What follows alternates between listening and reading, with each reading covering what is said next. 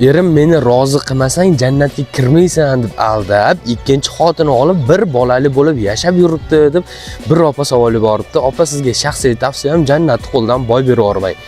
Ayrim paytlarda ba'zi bir erkaklar o'zlarining foydasi uchun jannatni ham argument qilib yuboryapti. Sezyapsizlarmi? Jannat bilan ayoliga shantaj qilib ikkinchi xotin olishlik trendga aylanyapti. Men ko'pchilik ayollar mana shu mazmundagi savollarni berishyapti-da.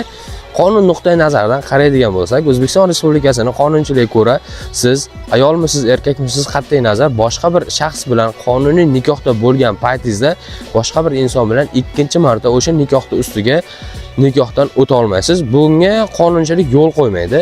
Kim bilandir rasmiy nikohingiz bormi? Ikkinchisi mumkin emas. O'zi ro'yxatga olishmaydi ham. Faqatgina nikoh qonunchiligimizga ko'ra fiqh-diyoda qayd ettirilgandan so'ng, ro'yxatga olingandan so'ng haqiqiy hisoblanadi. Shar'iydir, boshqacha usullar bilandir, qanaqa yo'llar bilan bo'lishidan qat'iy nazar, qonuniy nikohdan boshqa nikohlar qonunchiligimizga ko'ra huquqiy, yuridik oqibat keltirib chiqarmaydi va rasmiy nikoh hisoblanmaydi.